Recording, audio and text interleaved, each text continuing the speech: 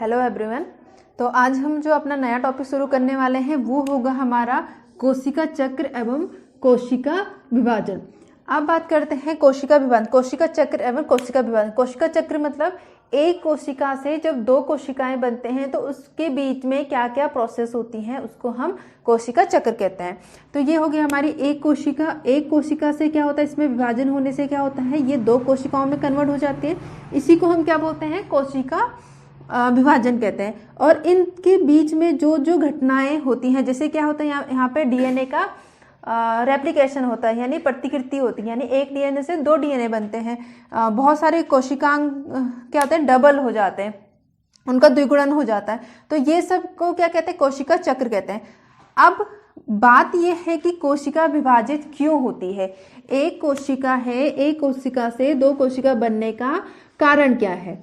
तो बात यह है कोशिका क्या होती है, अगर उसके साइटोप्लाज्म की टर्म्स में देखें तो कोशिका क्या होती है, लगातार वृद्धि होती है। जैसे ये कोशिका छोटी थी, वृद्धि करके क्या हो गई, ये बड़ा हो गया। कोशिका का इसे क्या कहते हैं, इस तरह से समझिए। कोशिका में वृद्धि क्यों, कोशिका में विभाजन क्यों होता है। जैसे ये कोशिका है, कोशिका का क्या होता है, केंद्र होता है, और इसके चारों कोशिका के अंदर जो मटेरियल पड़ा होता है इसे क्या बोलते हैं हम, साइटोप्लाज्म।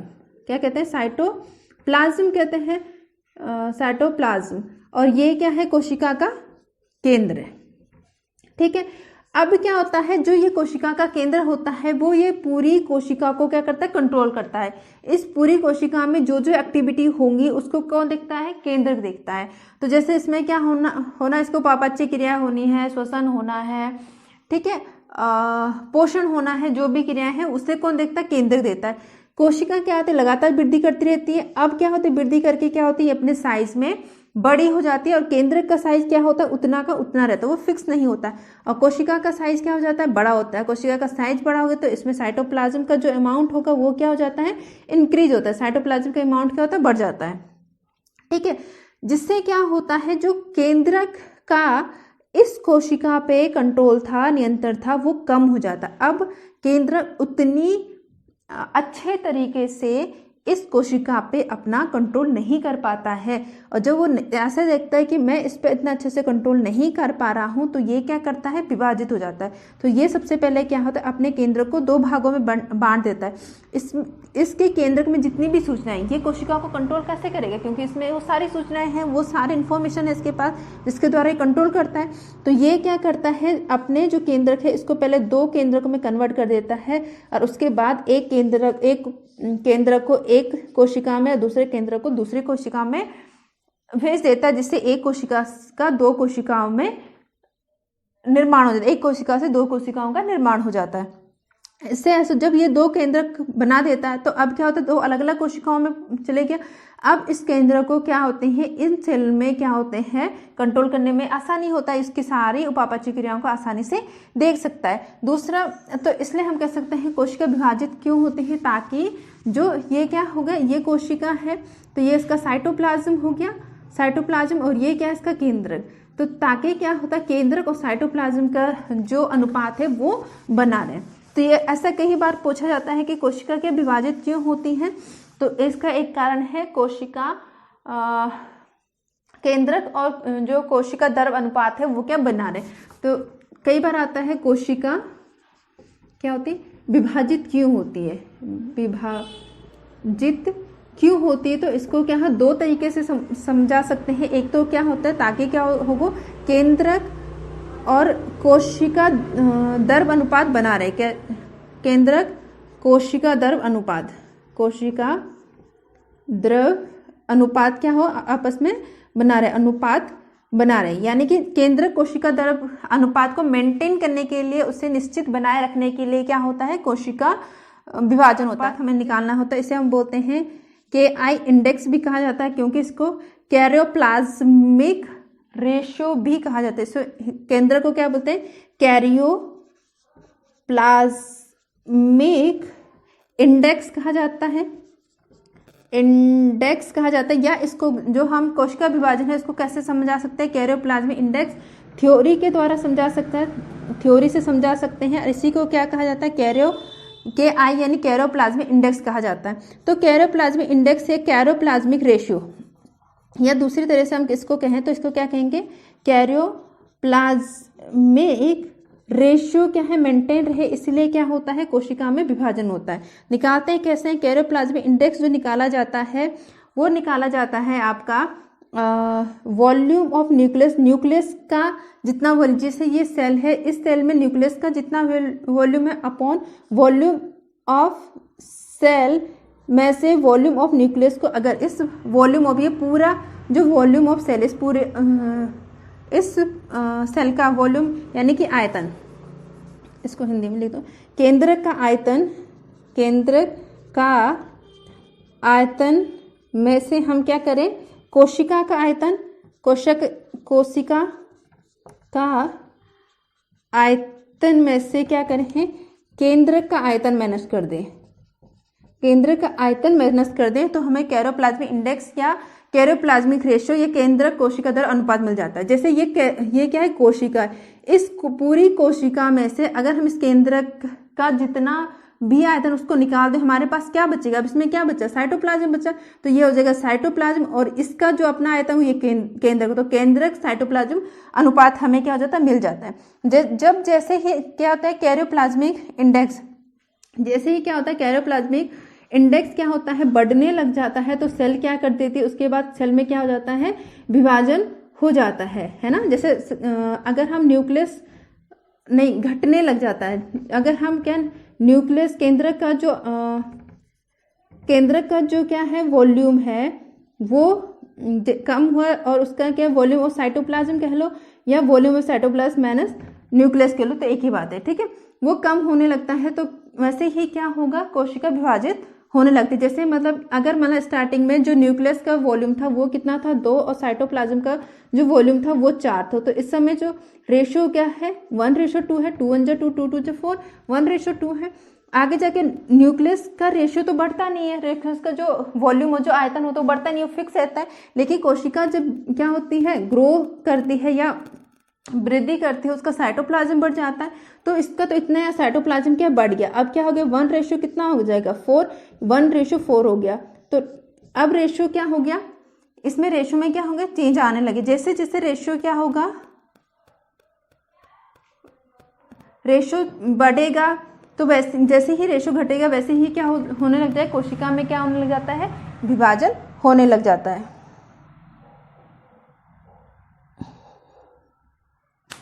ठीक है, एक हो गया, एक तो हम इसको इससे समझा सकते हैं कोशिका विभाजन क्यों होता है, इसलिए होता है। दूसरा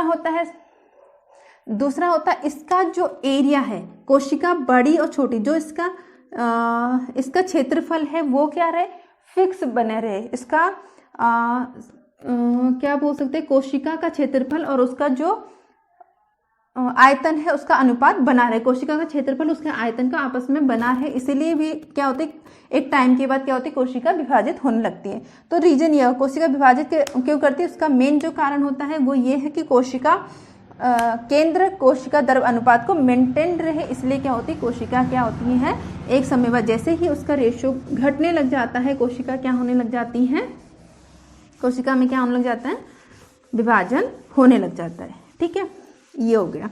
अगर हम सेल साइकिल की बात करें या कोशिका चक्र की बात करें, कोशिका चक्र, अगर हम कोशिका चक्र की बात करें तो ये क्या होता है, सब में अलग अलग इसका अगर हम समय की बात करें कि कितने टाइम में एक कोशिका विभाजन, कोशिका चक्र मतलब एक कोशिका से 2 कोशिका बनने के बीच का जो समय है या इसके बीच का जो समय, हम उससे क्या कोशिका चक्र समय कहेंगे। तो ये सब में अलग अलग। अगर हम मानव की बात करें तो कितना होता है, 24 घंटे में क्या होती है, एक कोशिका क्या हो जाती है, विभाजित हो जाती है, यानी एक कोशिका से 2 कोशिका बन जाते हैं। वहीं हम अगर ईस्ट की बात करें तो ये क्या होता है, ये केवल 90 मिनट, ये क्या होते हैं 90 मिनट में क्या होता है, इसका विभाजन हो जाता है। इसका मतलब ये है कि कोशिका चक्र का जो समय है, सब प्राणी टू प्राणी, एक प्राणी से दूसरे प्राणी में इसका जो ड्यूरेशन है, जो समय है, वो क्या होता है, अलग अलग होते हैं। अगर हम कोशिका चक्र की प्रावस्था की बात करें, यानी कोशिका चक्र कितनी प्रावस्था में कंप्लीट होती हैं, कोशिका चक्र प्रावस्था, अगर हम कोशिका चक्र प्रावस्था की बात करें तो कोशिका चक्र में 2 मेन प्रावस्था होती है, जिसको हम एक को कहते हैं अंतरावस्था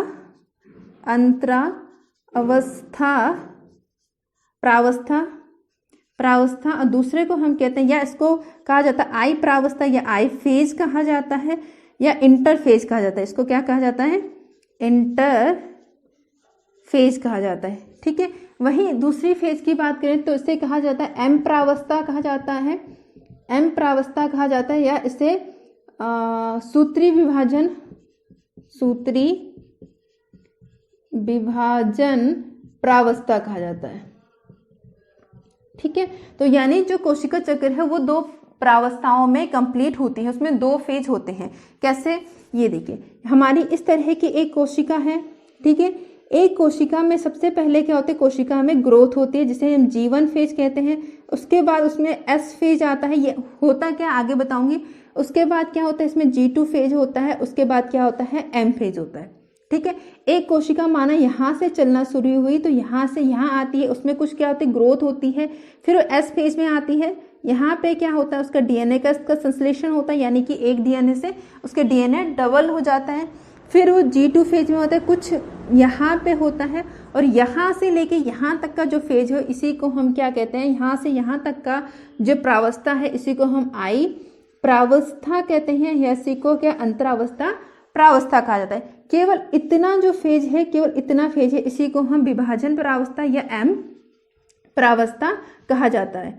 यानी बोलने का मतलब है कि एक्चुअल में जो सेल डिवाइड होती है, एक्चुअल में जो कोशिका में विभाजन होता है, वो इस अवस्था, ये एम फेज, इस अवस्था में होती है। यहाँ से यहाँ तक कोशिका केवल विभाजन के लिए तैयार होती है। विभाजन के तैयार होने का मतलब है जो जो विभाजन के लिए उसको जरूरत है, जैसे DNA की जरूरत है, उसमें बहुत सारे कोशिकांग जो होते हैं वो डबल हो जाते हैं, तो उन सब का क्या प्रिपरेशन करते हैं, उन सबको क्या करते बनाती है। तो यहाँ से यहाँ तक पूरी एम अवस्था में कोशिका क्या होती है? अपने आप को तैयार करती है, किसके लिए? विभाजन करने के लिए। ठीक है, तो कोशिका की प्रावस्था की बात करें तो कोशिका में क्या होती है? 2 प्रावस्था होती हैं। इसलिए यहाँ पे जो इस वाली प्रावस्था में, इसी में है एक्चुअल में कोशिका क्या होती है? विभाजित होती है, इसलिए इसको विभाजन प्रावस्था भी कह सकते हैं। और यहाँ पे कोशिका क्या होती है? विभाजित नहीं होते हैं, तो इसे अविभाजन प्रावस्था या नॉन डिवाइडिंग, इंग्लिश में कहते हैं नॉन डिवाइडिंग फेज कहते हैं उसको, डिवाइडिंग क्योंकि यहाँ पे ही कोशिका में एक्चुअल में डिवीजन होता है। तो यहाँ पे अगर हम बात करें, मैंने बोला था अगर हम एक मानव सेल को लेके चलें, किसकी बात करें? मानव कोशिका की बात करें, तो मैंने कहा था मानव कोशिका की अगर हम बात करते हैं तो उसको क्या, एक कोशिका चक्र को पूरे होने में कितने घंटे लगते हैं? 24 घंटे में कंप्लीट करते हैं। ये एम फेज बहुत कम टाइम में कंप्लीट हो जाता है, लेकिन ये जो लगभग 90% 95% जो टाइम रहता है वो कौन लेता है? हमारा ये प्रावस्था लेता है। तो ये बहुत लंबी फेज होती है, ये क्या, एक छोटी सी प्रावस्था होती है। ठीक है, तो इसको बात करें, इसमें क्या होता है, एक चीज़ और बता देती हूँ पहले। इसमें क्या होता है, जो ये इंटरफेज है, इसमें कोशिका में किसी भी तरह का विभाजन नहीं होता है। कोशिका क्या होती है? बस अपने आप को ग्रोथ करती है और एक रेस्ट फेज में पड़ी हुई होती है। जब कुछ काम नहीं करती, बस अपने आप को ग्रो करने की कोशिश करती है, ग्रो करती है, तो इसलिए इस अवस्था को क्या कहा जाता है?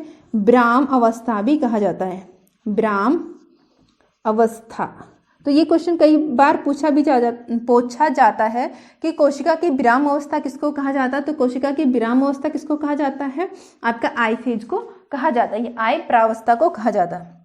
अगर हम समय की बात करें तो इसमें 23 घंटा, 24 घंटे में से अकेले जो 23 घंटे हैं अकेले कहाँ लग जाते हैं? इंटरफेज में लग जाते हैं। और इसमें 1 घंटे में ही कोशिका क्या होती है? पूरी तरह से विभाजित हो जाती है। और 23 घंटे क्या होते हैं? इससे प्रिपेयर होने में, इसे विभाजन के लिए तैयार होने में समय लगता है। यानी कि 95% से ज़्यादा का टाइम के अकेले इस फेज में लगता है। इसमें बचा हुआ क्या होता है? 5% से कम का टाइम जो क्या होता है? प्रावस्था, एम प्रावस्था में लगता है। ठीक है, इतना हो गया।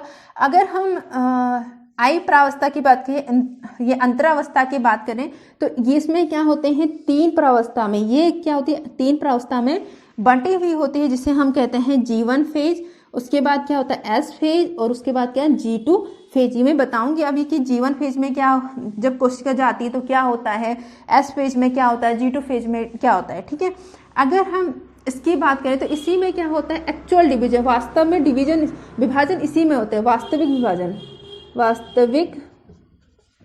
विभाजन होता है यहाँ पे। और ये विभाजन जो है कैसे होता है, इस दो तरह का विभाजन होता है इसमें होता है। एक कहाँ होता है आपका कायिक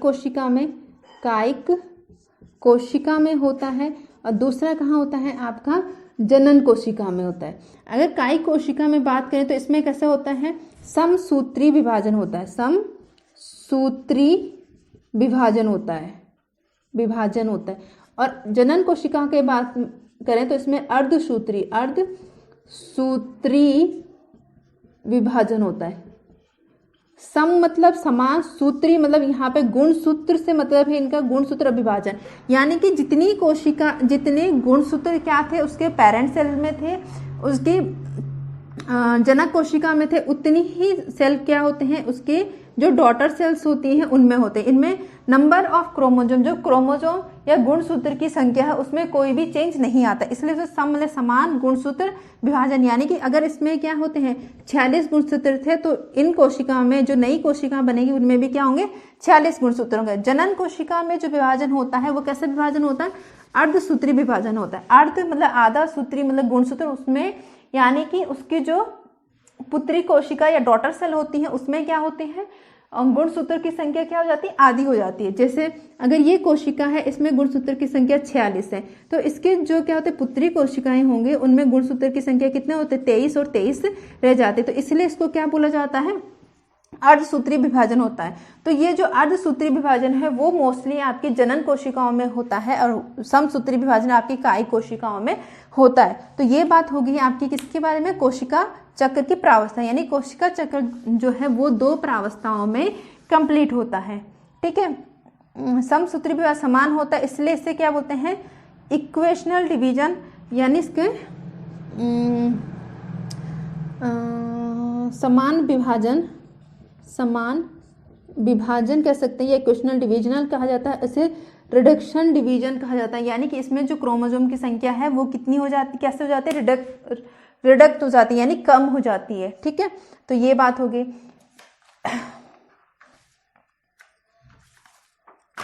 अब थोड़ा सा इंटरफेज की बात करते हैं, इंटरफेज यानी अंतरा प्रावस्था की बात करते हैं कि जो ये G1 फेज है, G1 प्रावस्था है, S प्रावस्था है, G2 प्रावस्था है, इसमें कोशिका में क्या क्या अंतर आता है। ठीक है, तो अब देखिए ये क्या है आपकी, ये आपकी एक कोशिका है, ये आपकी क्या है एक कोशिका है।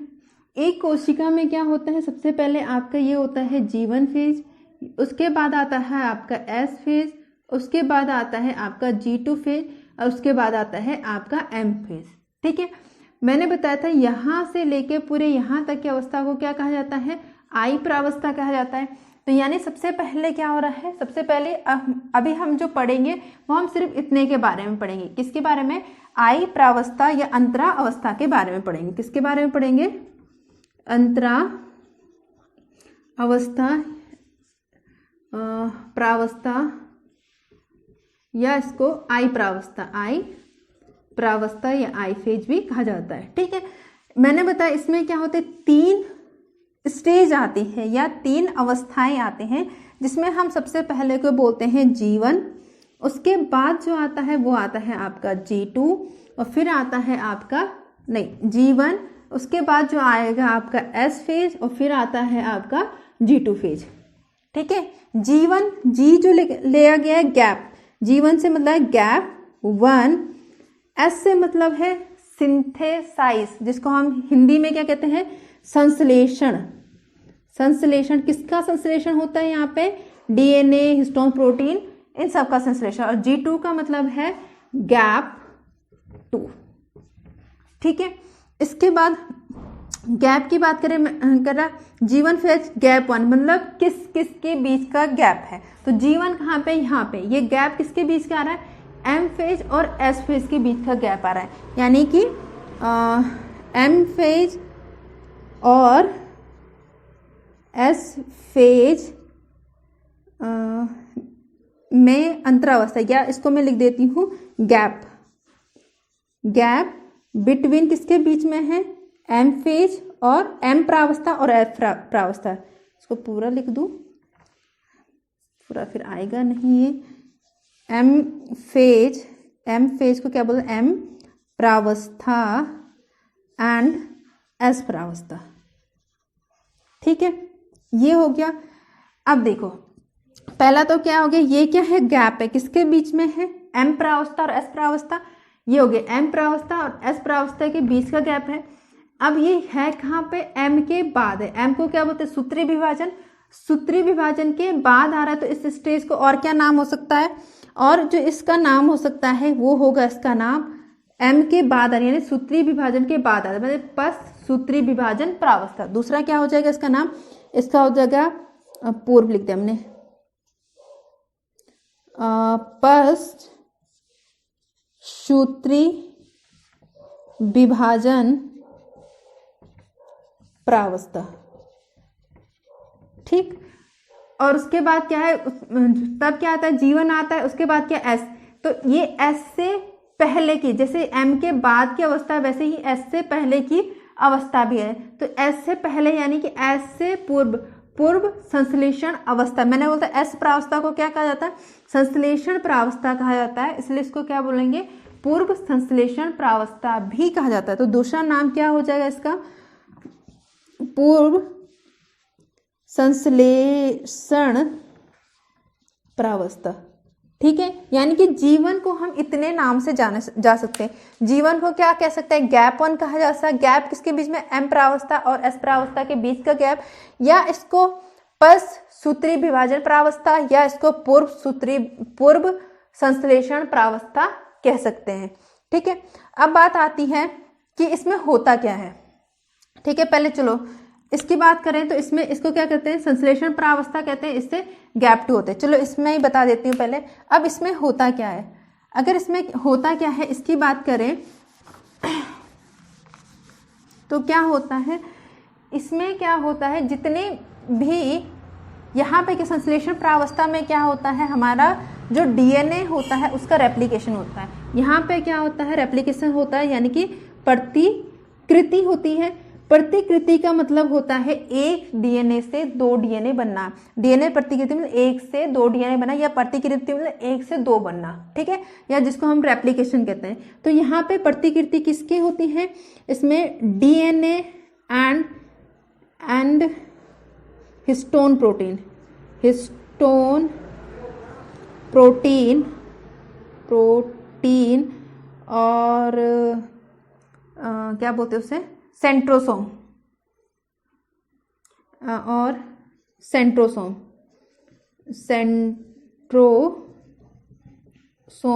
या इसी को क्या कहा जाता है, सेंट्रियोल भी लिखा होता है, सेंट्रियोल। सेंट्रियोल क्या होता है, सेंट्रल क्या होता है, जो हमारे ये सेल है, ठीक है। सेल में यहाँ पे क्या होता है, न्यूक्लियस होता है। न्यूक्लियस के बाहर क्या है, ये पूरा साइटोप्लाज्म है। तो इसके साइटोप्लाज्म या साइटोसोल में इसके न्यूक्लियस को निकाल दे तो साइटोसोल बच जाता है। इस पूरे को अभी हम साइटोप्लाज्म कहते हैं। अगर इसमें से हम न्यूक्लियस को रिमूव कर दें, अगर इतना हमारा बचा हुआ पार्ट होगा तो इसको क्या कहते हैं हम, साइटोसोल कहा जाता है। तो जो ये साइटोसोल होता है, साइटोसोल में क्या होता है, 2 इस तरह से क्या होती है, हमारी ऑर्गेनल्स पड़े होते हैं, जिससे हम क्या कहते हैं, सेंट्रोसोम। इसके चारों ओर क्या होता है, अमेम्ब्रेनस क्या होता है, एक क्या होती है, झिल्ली नहीं होती, बस एक क्या होता है, सबस्टांस पड़ा होता है, एक कुछ चिपचिपा पदार्थ पड़ा होता है, जिसको हम क्या कहते हैं, सेंट्रोसोम कहते हैं। और इसकी एक जो ये होगी एक, इसको हम प्रॉक्सिमल सेंट्रियोल, इसको डिस्टल सेंट्रियोल कहते हैं। तो ये सेंट्रियोल हो गया, ठीक है। तो इसका क्या होता है, एस फेज में इनका क्या होता है, प्रतिकृति होती है, मतलब 1 से 2 बन जाती है, ठीक है। अब क्या होगा, अब देखो यहाँ पे डीएनए का क्या होना है, रेप्लिकेशन होना है। तो डीएनए के रेप्लिकेशन के लिए हमें जितने भी एंजाइम, प्रोटीन जो भी चाहिए होता है, उन सब का क्या होता है, यहाँ पे निर्माण होता है। तो यहाँ पे क्या होता है, सभी प्रोटीन बनते हैं। डीएनए प्रतिकृति के लिए जरूरी सभी प्रोटीन बनते हैं, सभी एंजाइम। डीएनए मतलब एंजाइम भी क्या है, एक प्रकार के प्रोटीन है, इसलिए मैं प्रोटीन कह दिया, ठीक है। तो डीएनए प्रतिकृति कीर्ति के लिए क्या होते हैं, सभी एंजाइम यहाँ पे बनते हैं, सभी क्या बन जाते हैं, एंजाइम यहाँ पे बनते हैं। दूसरा क्या होता है, यहाँ पे सभी जो कोशिकांग है उनका क्या हो जाता है, द्विगुणन हो जाता है। मतलब अब एक कोशिका है, एक कोशिका जैसे इंटरफेज के बाद यहाँ पे हो जाएगा, यहाँ पे क्या होगा, एम फेज आएगा, और जो एक कोशिका यहाँ से शुरू होती है ये कोशिका क्या होगी, दो कोशिकाओं में बढ़ जाएगी, है ना। अब दो कोशिकाओं में बढ़ना है तो क्या होना चाहिए, जो भी कोशिका जैसे माइटोकॉन्ड्रिया है, क्लोरोप्लास्ट है, गोल्जी बॉडी है, एंडोप्लाज्मिक रेटिकुलम, तो वो दो कोशिकाओं के लायक उसमें होना चाहिए।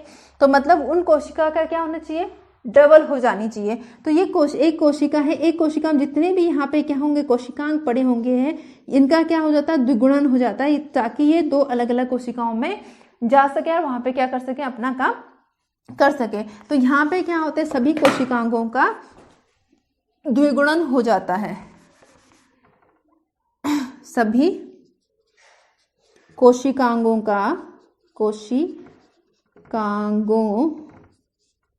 का द्विगुणन होता है, ठीक है। द्विगुणन मतलब एक कोशिकांग से दो कोशिकांग बन जाते हैं, एक्सेप्ट किसको छोड़ के, माइटोकॉन्ड्रिया और आपके एक सेंट्रियोल यहाँ पे बन गया, सेंट्रोसोम,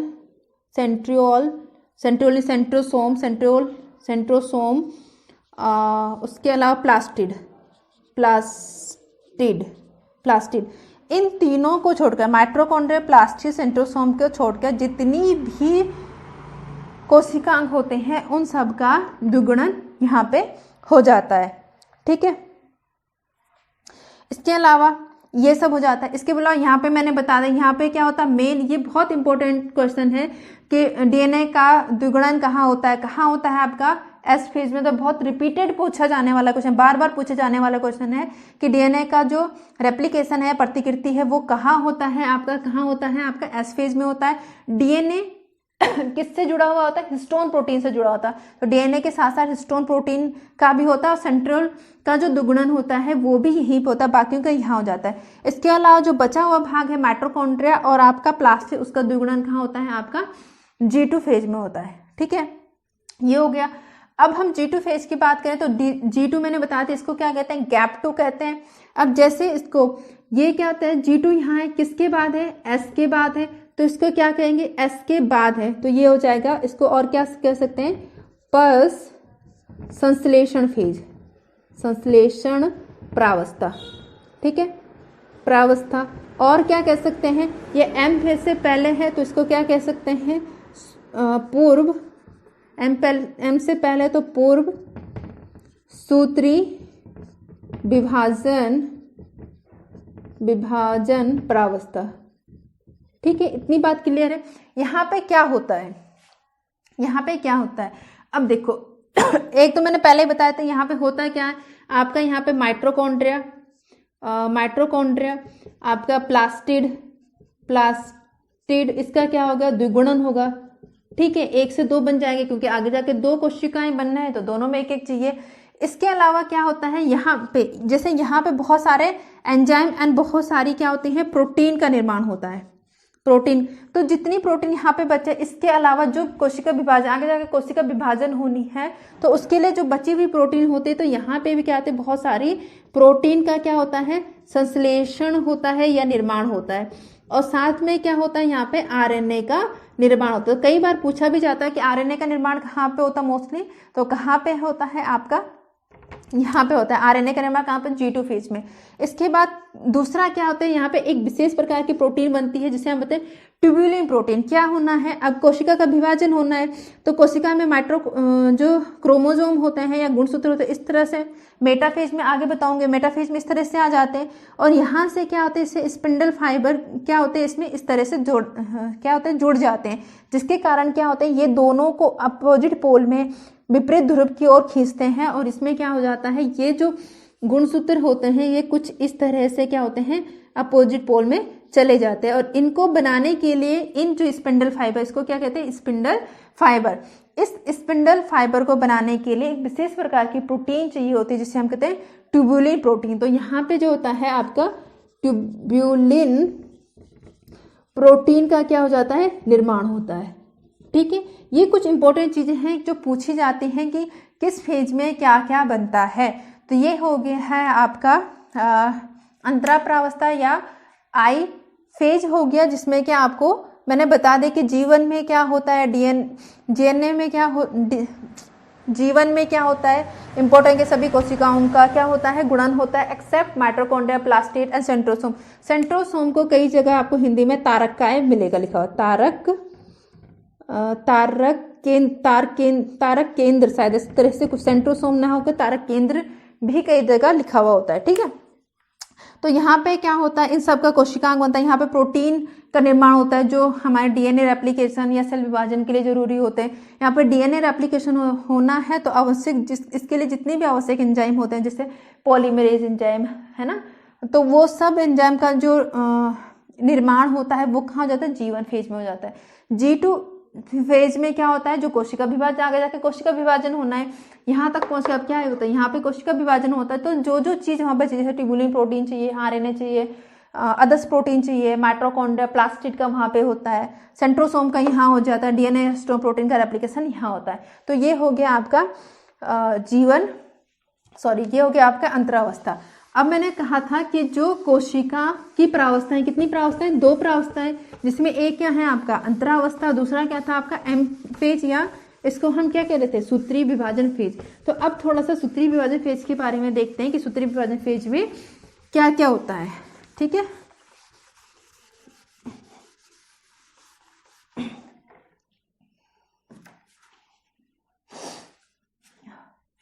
अब दूसरी जो प्रावस्था है वो है आपकी एम प्रावस्था, या इसको कहा जाता है सूत्री विभाजन प्रावस्था।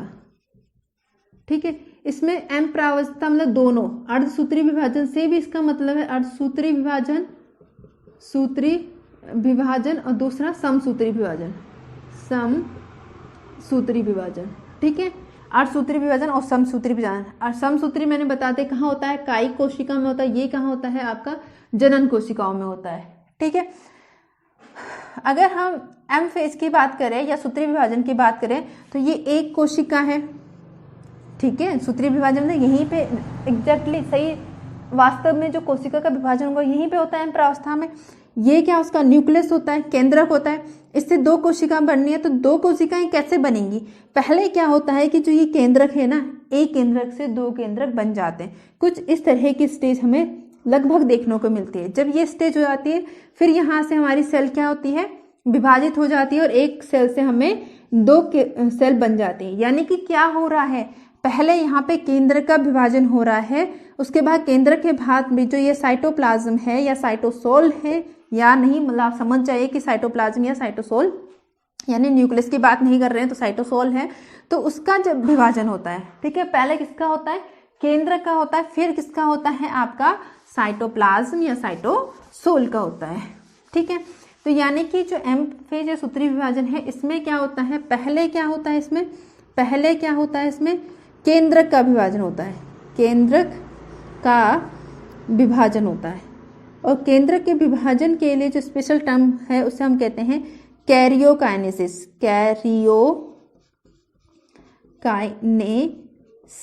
तो ये कई बार पूछा जाता है कि कोशिका विभाजन में पहले क्या होता है, तो पहले क्या होता है कैरियोकाइनेसिस यानी कि केंद्र का विभाजन होता है।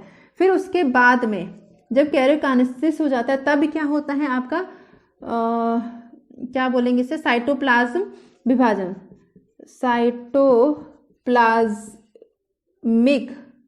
साइटोप्लाज्मिक विभाजन, जिससे हम बोलते हैं कैरियोकाइनेसिस एंड साइटोकाइनेसिस। इसको क्या कहते हैं हम, साइटोकाइनेसिस। ठीक है, तो ये पूछा जाता है पहले क्या होता है, कैरियोकाइनेसिस होता है, फिर उसके बाद क्या होता है, साइटोकाइनेसिस होता है।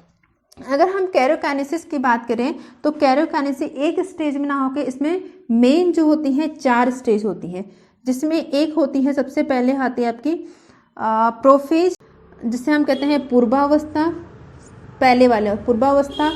उसके बाद आती है आपकी मध्यावस्था, मेटाफेज, मध्यावस्था, अवस्था। उसके बाद आती है आपकी एनाफेज यानी कि पश्च अवस्था, पश्च अवस्था। और उसके बाद आती है एनाफेज, टीलोफेज, इसे बोलते हैं अंत्य अवस्था, इसे बोला जाता है अंत्य अवस्था।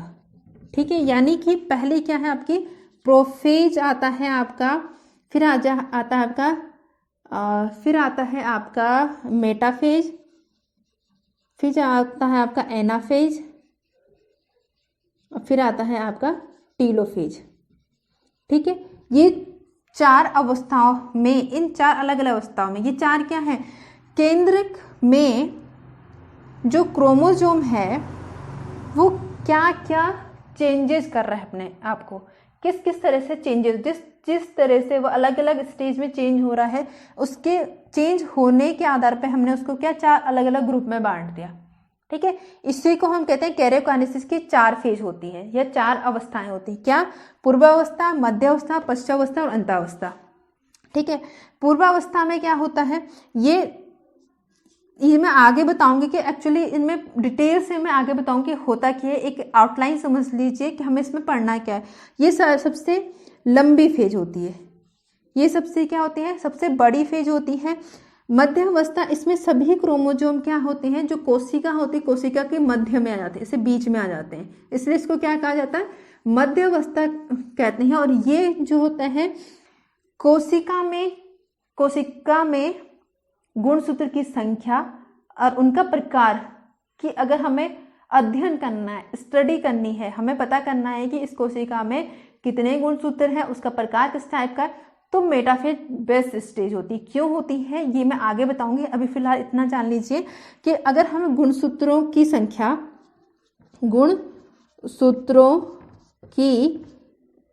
संख्या एंड प्रकार का अध्ययन करने के लिए ये क्या है, बेस्ट स्टेज है।